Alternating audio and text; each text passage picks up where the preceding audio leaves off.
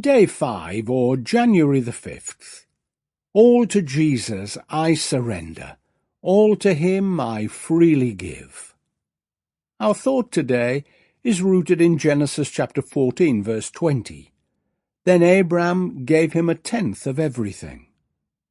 First, the big picture surrounding this verse.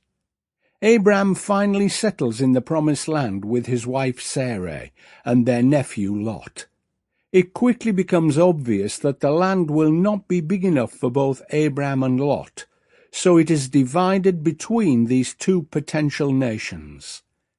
This confirms why God told Abram to leave his relatives behind before entering the promised land. But being a doting uncle, he thought he was doing the best by looking after his nephew Lot. The land was a gift from God. But when it is divided, Lot greedily takes the best portion and leaves the part he doesn't fancy for his uncle Abram. Abram is grateful to God for the rest of his life and is the first person in the Bible to give a regular part of his income back to God.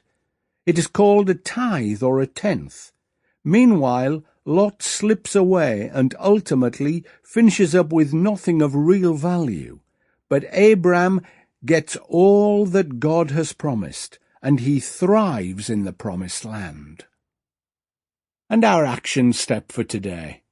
I think one of the most misused criticisms of the church today is seeing it as always asking for money.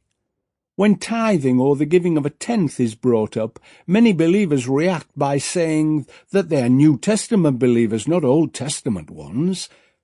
It's true that the concept of tithing is an Old Testament one, but in the New Testament it is superseded in the early church, where Acts chapter 4 verse 32 reminds us, all the believers were united in heart and mind, and they felt that what they owned was not their own, so they shared everything they had.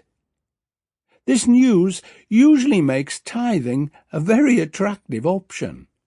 However, Abram's tithe was a tenth of everything, not just money.